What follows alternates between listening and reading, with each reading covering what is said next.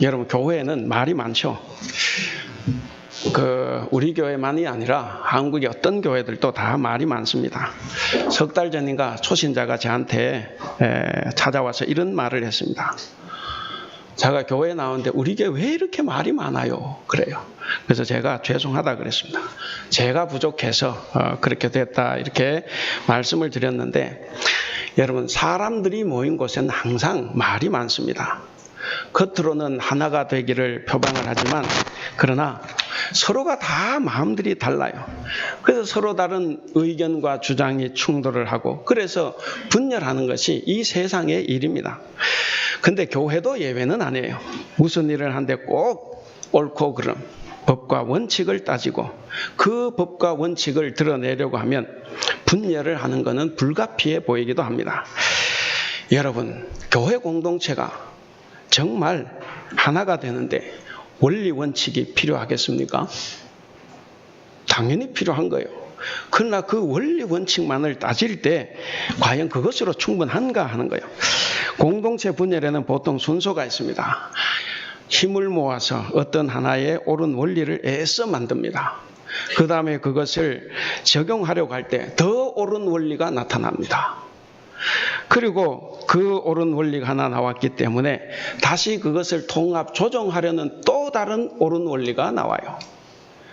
그러면 또 다른 옳은 원리를 따라가야 되지만 그 다음에는 이 세 가지를 놓고 어느 것이 우선순위냐를 또 따지게 됩니다.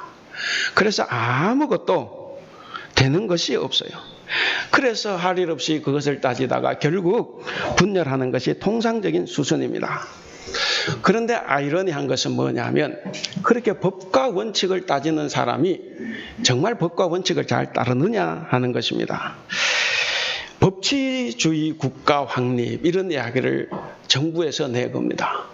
법치주의 국가 확립하는 그 정권이 제일 법을 안 지켜요. 과거에 오공화국이 들었을 때 정의사회 구현 그랬습니다. 이웃집 개도 알아요. 정의사회 구현은 그 사람이 망친 거예요. 그래서 우리가 이런 것을 따질 때 이것 역시 내로남불 현상입니다. 내가 하면 로맨스, 남이 하면 불륜입니다. 내가 하면 법이고 남이 하면 불법이에요. 이런 교회의 모습이 오늘 빌립보 교회의 모습이에요. 다른 교회의 모습이 아니라 이 빌립보 교회는, 이 빌립보 도시에는 당시에 무역 중심지였고 그 퇴역한 로마 군인들이 와서 살았던 곳이고, 그래서 여러 인종, 여러 부류의 사람들이 거기에 몰리게 되었습니다. 그러니까 그 교회도 마찬가지예요. 여러 부류, 여러 인종의 사람들이 모여서 이룬 공동체가 바로 빌립보 교회였습니다. 그러니까 얼마나 많은 문제들이 나오겠습니까? 여러분들 3절, 4절을 한번 보시기 바랍니다. 우리가 3절, 4절 같이 한번 읽도록 하겠습니다. 시작. 아무 일이든지 다툼이나 허영으로 하지 말고 오직 겸손한 마음으로 각각 자기보다 남을 낮게 여기고 각각 자기 일을 돌볼 뿐더러 또한 각각 다른 사람들의 일을 돌아보아 나의 기쁨을 충만하게 하라. 아멘. 거기에 보면 4절, 각각 자기 일을 돌볼 뿐더러, 이것은 쉽게 번역하면 이렇습니다. 제 실속만 차리지 말고 다른 사람도 돌보라는 그런 이야기입니다. 여러분, 거기에 보시면 교회 일을 하는데 뭘 버리라는 거예요? 어떤 사람이 있다는 겁니까? 꼭 다투는 사람이 있습니다. 그들은 다른 성도의 생각은 들어주지도 않고 자기의 주장, 자기 집단의 이익만을 끝까지 고집합니다. 오늘 여기 본문처럼 제 실속만 차리지 남의 형편은 고려하지 않는 사람들입니다. 그리고 허영으로 일하는 사람들이 있었습니다. 자신을 남보다 높이고 자신을 남에게 자랑하는 데 바빠서 남들과 화합하지 못하는 사람들이 있다 하는 이야기입니다. 그래서 이런 사람들이 있는 곳엔 항상 다툼이 일어납니다. 결국 그런 자들에게는 아첨하는 사람들만 옆에 모이게 됩니다. 진정한 친구를 얻을 수가 없습니다. 여러분, 교회 일을 위해서는 어떤 것을 버려야 됩니까? 3절 중간에 보시면 오직 겸손한 마음으로 각각 자기보다 남을 낮게 여기라, 그렇게 이야기합니다. 그리고 4절에서 자기 자신을 돌아보라는 거예요. 여기서 제 실속을 차리는 자기 자신이 아니고 자기 자신을 돌아보라. 사람들 중에는 자기의 사명과 직분을 소홀히 하면서 남의 일에 참견하고 비판하는 사람들이 많이 있습니다. 도대체가 자기 생각에만 골똘합니다. 자기 성찰을 할 줄 모르는 사람들이 있습니다. 그렇기 때문에 사사건건 충돌이 일어나는 것입니다. 여러분, 우리는 그리스도인입니다. 우리는 성도입니다. 그렇기 때문에 우리는 늘 자신을 돌아보고 점검해서 내 자신에게 고칠 것이 없는가 하는 것을 봐야 됩니다. 그래야 화합할 수가 있고, 그래야 존경받을 수 있습니다. 그래야 우리 공동체가 하나가 될 수 있습니다. 빌립보 교회 안에는 이런 다툼과 허영만 있었던 것이 아니에요. 바울이 가는 곳엔 항상, 특히 초기교회, 초대교회는 항상 교리적인 문제가 따라다녔습니다. 바울은 이신칭의의 복음을 전했어요. 그런데 이 유대인 신자들은 꼭 율법을 지켜야 된다고 치고 나오는 겁니다. 예수님의 마음과는 아무런 관계도 없는 이런 일들 때문에 늘 교회가 시끄러웠습니다. 여러분 1장 23절을 보시면 이 과중한 스트레스 때문에 바울이 너무 괴로워서 하는 말이 나오고 있습니다. 거기를 보시면 나는 그 둘 사이에 끼어 있어서 차라리 난 죽고 싶다. 이 세상을 떠나서 그리스도와 함께 살고 싶다라고 실토를 합니다. 얼마나 어려우면, 제가 이것을 보고 은혜를 많이 받았습니다. 저는 별일 아닌데도 그럴 때가 있는데 이 사도 바울은 어땠을까? 이 말은 그거죠. 시체말로 그거예요. 선교고 목회고 다 때려치우고 싶다. 그런데 24절을 보시면 뭐라고 합니까? 바울이 그러나 여러분을 위해서 교회에 유익이 되기 때문에 내가 이를 악물고 더 살아야겠다라고 말을 하고 있습니다. 성도들의 이기심과 불화로 교회 공동체의 분열을 몸소 겪으면서 살았던 바울은 빌립보 교회 교우들에게 한 마음을 품고 서로 사랑할 것을 권면을 했습니다. 2절을 우리가 다 같이 한번 읽어보겠습니다. 2절 시작. 마음을 같이하여 같은 사랑을 가지고 뜻을 합하여 한 마음을 품어 그랬습니다. 이 내용이 뭡니까? 바울이 말한 것, 첫째도 한 마음, 둘째도 한 마음, 셋째도 한 마음, 그겁니다. 당시 빌립보 교회 교인들의 마음이 얼마나 갈기갈기 찢어져 있었는가 하는 것을 반증하는 말입니다. 그래서 이 하나됨의 목표를 실현하기 위해서 바울은 이 빌립보에서 많이 말하는 게 있어요. 한 마음, 한 뜻, 같은 사랑, 같은 생각, 같은 말, 같은 마음, 이것을 내세우면서 하나가 되어야 하는 이 과제가 교회 공동체에 늘상 있어져 왔다 하는 것을 우리가 알 수가 있습니다. 여러분, 사람이 나쁜 것으로 명분을 세워서 분쟁을 일삼는 경우는 없습니다. 드뭅니다. 대체로 자기가 옳다고 생각하는 것을 명분으로 내세웁니다. 그래서 그것을 가지고 파당을 짓고 반대되는 상황과 좌충우돌합니다. 그들이 올곧은 양 내세우는 그 명분들은 사실 자기 이익이에요. 자기 집단의 사사로운 이해관계에 불과한 것들이 많이 있습니다. 그들이 옳고 합법적이라고 내세우는 그 명분 안에는 자신의 권위와 명예, 직분과 자리에 대한 탐욕, 실속과 이해관계, 심지어는 체면과 이 자존심 따위에 대수롭지 않은 욕심들이 그 안에 들어있기도 합니다. 바울에게는 늘상 이것이 고민이었어요. 이것을 어떻게 해결해야 할까? 인간의 탐욕이 이런 것들을 만들어가고 있기 때문에 마냥 모른 척하고 넘어갈 수도 없는 문제입니다. 생떼를 쓰는 저 사람들의 말을 언제까지 그냥 들어줄 수만 있는 것도 아니었습니다. 그래서 바울은 늘 그것이 고민이었습니다. 여러분, 다양한 사람들이 모인 곳이기 때문에 당연히 욕심과 탐욕을 가진 사람들은 있기 마련입니다. 그래서 갈등이 없는 인간 조직은 없습니다. 다만 우리의 과제는 그 갈등을 넘어서 어떻게 우리 공동체가 하나됨의 목표를 향해 나아가느냐 하는 것입니다. 공동체 속에 내재하는 여러 가지 복잡한 문제들 때문에 서로 일치하지 못하면 반드시 거짓 교사들의 거짓 가르침이 침투해서 교회를 더 복잡하게 만들어갑니다. 오늘 본문의 6절에서 11절은 신약 성경에 정말 유명한 말씀입니다. 그것을 제목을 붙여 그리스도 찬가 이렇게 이야기합니다. 이 6절에서 11절에 나오는 이 그리스도 찬가, 이 말씀은 바로 우리 교회의, 당시 교회의 그런 복잡한 상황 속에서 이 그리스도 찬가는 그리스도께서 걸어오신 그 겸손하신 모습과 순종의 길이 바로 교회를 하나 되게 하는 근거가 될 수 있다라고 말씀하는 것입니다. 6절, 8절 거기 보시면 6절에서 8절은 특별히 이 땅에 내려오신, 그러니까 역사적인 예수님의 그 믿음을 서술을 합니다.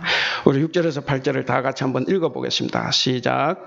그는 근본 하나님의 본체시나 하나님과 동등됨을 취할 것으로 여기지 아니하시고 오히려 자기를 비워 종의 형체를 가지사 사람들과 같이 되셨고 사람의 모양으로 나타나사 자기를 낮추시고 죽기까지 복종하셨으니 곧 십자가에 죽으심이라.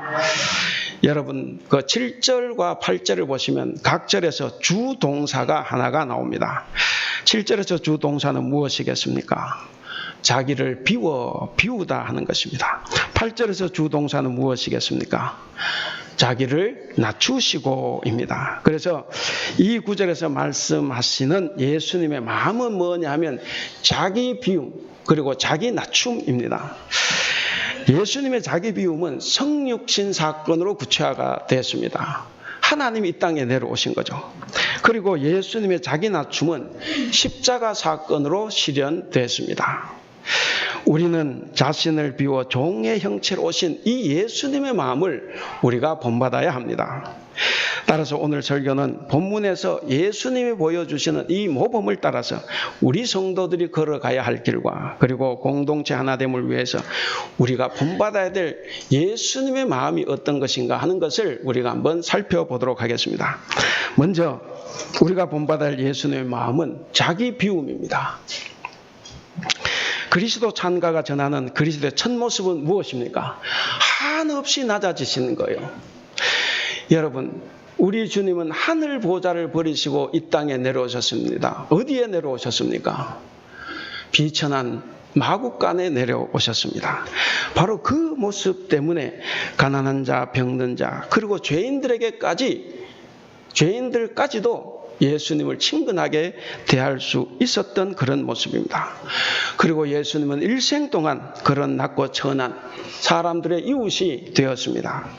하나님의 구원 행동은 이처럼 예수님의 자기 비움으로부터 시작을 합니다.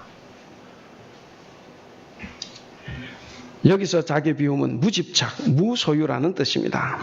그것은 자신의 가장 소중한 명예와 위신 그리고 목숨까지 희생하는 데서부터 출발을 했습니다. 자기 비움은 자기를 부정하고 자기 자신을 희생하는 행위입니다. 이 자기 비움은 성육신 사건에서 극명하게 드러났는데 바로 하나님의 인간을 향한 사랑이 바로 이 성육신 사건에서 드러난 것입니다. 여러분들은 여러분들의 사랑하는 외아들을 남을 구원하겠다고 사지로 몰아넣을 수가 있겠습니까? 바로 하나님은 그런 분입니다. 그리스도의 자기 비움은 기독교의 핵심 진리입니다. 그 의미는 아주 심오하고 그리고 오묘한 것입니다. 여러분, 하나님은 인간의 탐욕과 집착에서 해방되어서 자유롭게 살도록 만들어 주셨습니다. 그런데 인간은 소유를 추구하고 탐욕의 노예가 되어갑니다. 예수님의 비유 중에 어리석은 부자가 있습니다. 이 어리석은 부자는 소유에 집착이 심했어요. 성경에 나오는 모든 부자가 다 그런 건 아닙니다. 아리마대 요셉이나 그리고 바나바나 브리스길라는 부자지만 자기의 재물을 가지고 선한 목적으로 사용했습니다. 여러분, 그렇지 않으면 그 탐욕의 결과는 사망입니다. 욕심이 잉태한 즉 죄를 낳고 죄가 장성한 즉 사망을 낳는다라고 야고보서 1장 15절에서 말씀했습니다. 여러분, 우리의 잉태하고 있는 이 죄는 재물뿐만이 아닙니다. 명예나 권력 혹은 자리나 직분도 다 마찬가지입니다. 우리가 거기에 집착할 때 그것은 우리에게 죽음을 가져올 수도 있습니다. 여러분, 교회의 직분 대단히 중요합니다. 그러나 그 직분이 우리의 낮아짐의 결과로 얻어지는 직분이어야 되지, 그 직분에 집착해서 높아지려는 마음으로 얻을 때 그것은 화가 될 수 있습니다. 저는 이번 장로 선거를 보면서 마음이 많이 무겁고 그리고 슬펐습니다. 혹시 이번 선거에서 우리 안에 자기 비움이 없이 그 직분에 너무 집착하거나 혹은 내가 좋아하는 한 사람에 너무 집착한 것은 아닌가? 하나님의 일꾼은 하나님이 선택하신다는 이 사실을 망각하고 내 일꾼을 뽑으려고 한 것은 아닌가? 혹은 하나님이 일을 하려고 하는 사람이 하나님의 선택이 아니라 인간의 선택을 받으려고 한 것은 아닌가?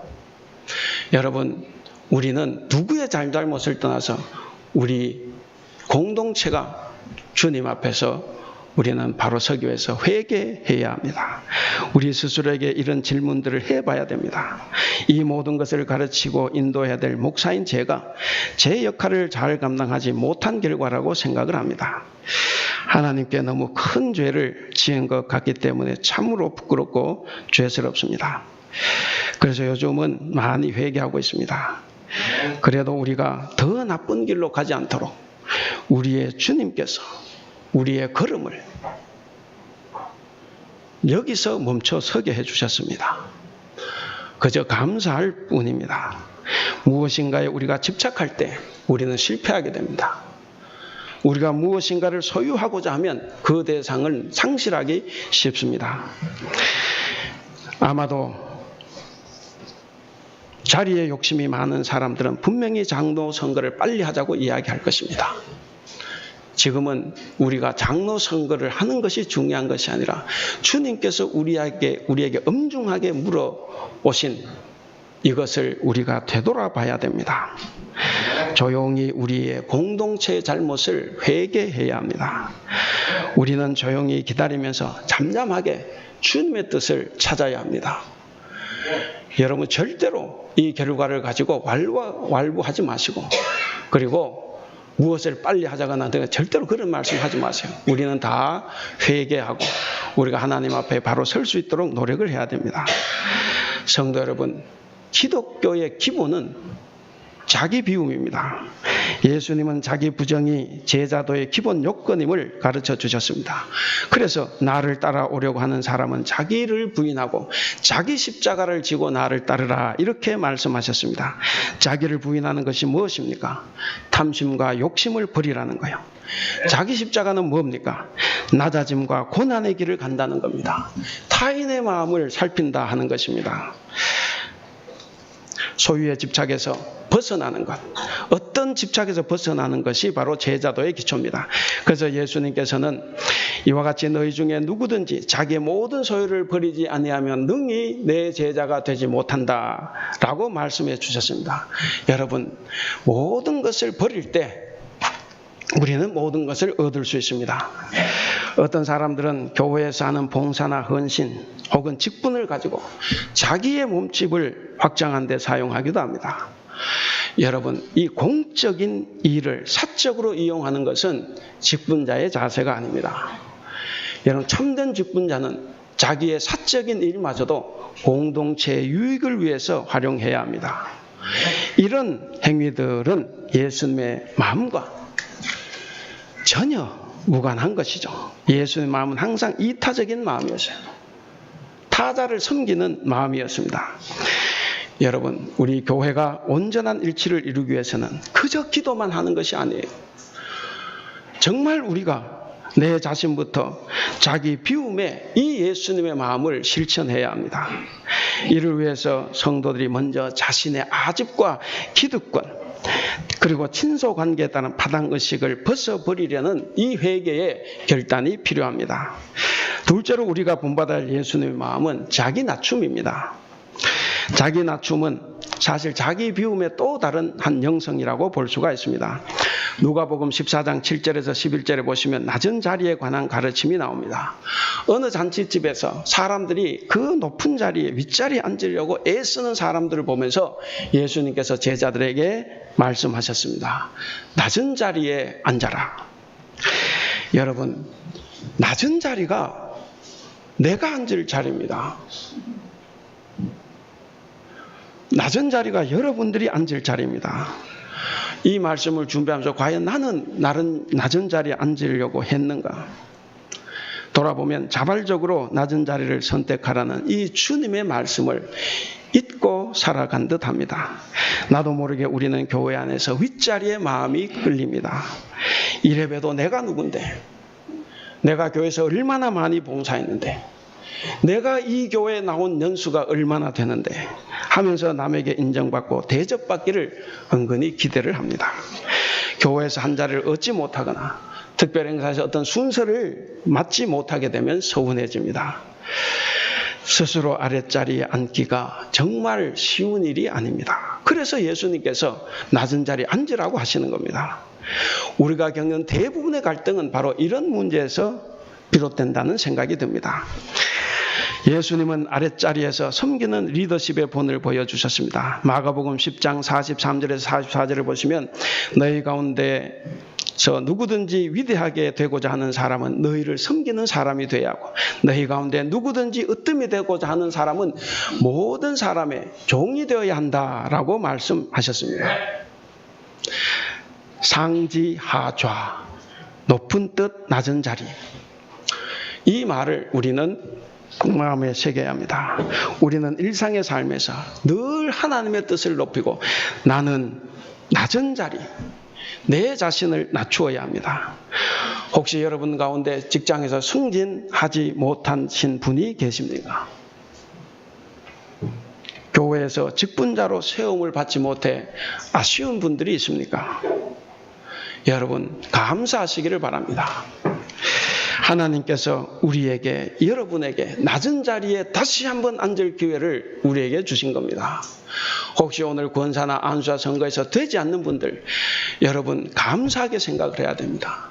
오히려 나에게 더 한번 낮아지라고 하시는 하나님의 그 뜻을 우리가 마음에 새겨야 합니다. 겸손한 마음, 겸허한 마음으로 낮은 자리에 우리가 앉는다고 하면 머지않아 하나님께서 여러분을 높여주실 것입니다. 낮은 자리, 지금 그 자리에서 그 자리에 맞는 일을 열심히 감당하면서 겸손하게 지내시면 반드시 때가 되면 하나님은 높여주실 것입니다. 그래서 우리가 실망하지 않아도 됩니다. 더 겸손하고 더 낮아지라는 우리 주님의 그 뜻을 우리가 새겨야 됩니다. 누가복음 18장 9절에서 14절에는 우리가 잘 아는 바리새인과 세리의 기도가 나옵니다. 바리새인은 종교적인 법규와 모든 원칙들을, 규정들을 열심히 잘 지켰습니다. 그래서 자기는 불법을 저지르지 않았다고 자랑을 했습니다. 그런데 이걸 어떻게 합니까? 하나님은 그를 의롭다고 인정하지 않았습니다. 도리어 불법이나 저질렀던 이 세리를 옳다고 인정을 했습니다. 왜 그렇습니까? 세리는 죄가 많고 불법을 많이 저질렀지만 그는 자신을 낮추었습니다. 성도 여러분, 예수님은 자기를 낮추라고 역설하십니다. 무릇 자기를 높이는 자는 낮아지고 자기를 낮추는 자는 높아지리라. 낮은 마음은 바로 그리스도를 따르는데 선택이 아니라 바로 필수적인 길이라는 것을 우리가 명심해야 됩니다. 마지막으로 우리가 본받아야 할 예수님의 마음은 순종입니다. 예수님은 하늘 보좌를 버리시고 자기의 모든 것을 다 비우고 십자가에서 죽기까지 순종을 하셨습니다. 여러분, 이 순종은 하나님을 조종하려고 하지 않습니다. 우리가 관계에서는 조종과 순종 두 가지가 있습니다. 조종은 뭡니까? 내 이기적인 목적을 달성하려고 상대방이나 하나님을 이용하는 것입니다. 가난한 사람들은 더 풍성한 소출을 거두려고 그들의 신 바알과 아세라를 조종했습니다. 유대인들도 이스라엘 사람들도 잘 살기 위해서 바로 그 바알과 아세라를 조정하며 살아갔던 겁니다. 이와 같이 고대 근동의 모든 신들은 다 인간의 소원을 성취하는 매개체 역할을 감당을 했습니다. 그렇지만 순종은 뭡니까? 순종이라는 것은 나와 너 사이에 인격적인 관계를 전제로 하는 자발적인 섬김입니다. 그래서 서로 간의 의사가 소통이 되고 대화가 통하는 것입니다. 여러분, 이스라엘과 맺은 하나님의 언약은 핵심은 순종입니다. 하나님과 이방신이 다른 것이 있죠. 제가 전에는 자주 말씀드렸습니다. 무엇입니까? 모든 이방의 종교, 가나안, 고대, 근동의 신들은 다 사람이 신을 움직이는 거예요. 자기 욕심을 위해서 신을 달래고 그래서 복을 받으려고 하는 겁니다. 그런데 우리 하나님 신은 그게 아니에요. 하나님은 철저하게 하나님이 사람을 움직입니다. 사람이 하나님의 뜻에 순종을 해야 되는 거예요. 그래서 예수님의 기도문에서 뭐가 나옵니까? 하늘의 뜻이 이 땅에서 이루어지기를 우리는 기도하는 것입니다. 겟세마네 동산에서 예수님 기도하신 것도 마찬가지입니다. 여러분, 하나님 신앙과 이방 종교의 차이는 바로 그런 순종의 여부입니다. 순종이 제사보다 낫습니다. 제물보다, 수양의 기름보다 순종이 나은 거예요. 하나님을 섬긴다고 하면서도 자기 욕망을 채우고자 하나님을 조종한다면 그것은 이방 종교의 우상 숭배와 다를 바 없습니다. 여러분, 사람에게 조종당하는 신이 그게 신이겠습니까? 자칫 우리가 잘못하면 하나님을 신이 아닌 신으로 만들어 버릴 수도 있습니다. 여러분, 우리는 우리의 유익을 위하여서 하나님을 조정하려고 있지는 않는지 우리 자신을 돌아봐야 됩니다. 우리가 탐욕에 끌려서 기복신앙, 성취지향, 배금주의, 권위주의, 이기주의라는 또 다른 신을 우리가 섬기고 있지는 않는지 우리는 우리 자신을 돌아봐야 합니다. 우리는 탐욕을 버리고 자기 비움과 자기 낮춤 그리고 죽기까지 순종하신 예수님을 우리가 본받아야 됩니다. 그리고 그 하나님을 우리가 경배하고 살아가야 합니다. 이러한 뜻에서 우상을 거부한 예수님의 삶과 가르침을 우리는 깊이 한번 되새겨 봐야 됩니다. 히브리서 5장 8절에 보면 이런 말이 있습니다. 그는 아드님이시지만 고난을 당하심으로써 순종을 배우셨습니다. 예수님도 어릴 때부터 순종을 배웠습니다. 그리고 결정적인 순간에 예수님은 자신의 뜻보다는 하나님의 뜻을 선택했습니다. 겟세마네 동산 기도에서 나의 아버지 하실 수만 있으면 이 잔을 나에게서 지나가게 해 주십시오. 그것이 3번에 걸친 그 간절한 기도였습니다. 그런데 3번째는 그 말을 하고 난 다음에 그러나 내 뜻대로 하지 마시고 아버지의 뜻대로 하옵소서. 그래서 그 죽음의 잔을 마시기로 결정을 하고 바로 로마 군인에게 잡혀가십니다. 우상과 하나님은 공존할 수 없습니다. 예수님도 말씀하셨습니다. 너희가 하나님과 재물을 겸하여 섬길 수 없다.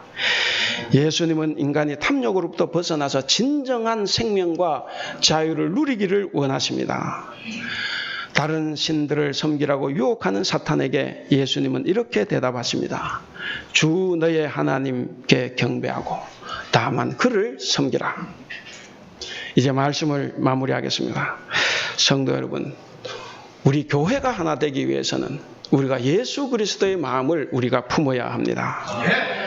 예수님은 하늘의 권세를 다 버리시고 겸손하게 낮아져서 하나님께 순종하셨습니다. 이 예수님의 마음은 자기 비움, 자기 낮춤, 그리고 순종입니다. 성도는 바로 이런 예수님의 마음을 본받아서 살아가야 합니다. 사랑하는 우리 성도 여러분, 여러분 안에 예수님의 마음을 품고 그리스도 안에서 새로운 존재가 되시기를 바랍니다. 누구든지 그리스도 안에 있으면 그는 새로운 피조물이라 라고 말씀하셨습니다. 하나님은 우리를 세상의 빛과 소금으로 부르셨습니다. 예수님은 믿음의 본을 보이시면서 우리를 작은 예수의 길로 걸어가도록 하셨습니다. 사랑하는 우리 대북교회 성도 여러분, 그리고 오늘 우리와 함께하는 성도 여러분, 우리 모두가 이 비움과 낮아짐의 영성으로 자기를 부인하고 날마다 자기 십자가를 지고 예수님을 따라갑시다. 이번 한 주간 여러분들의 삶이 예수님처럼 여러분 자신을 낮추어 겸손히 행함으로써 우리 교회의 일치를 이룸과 동시에 그리스도의 영광에도 함께 참여하시기를 우리 주님의 이름으로 축원합니다. 기도하겠습니다.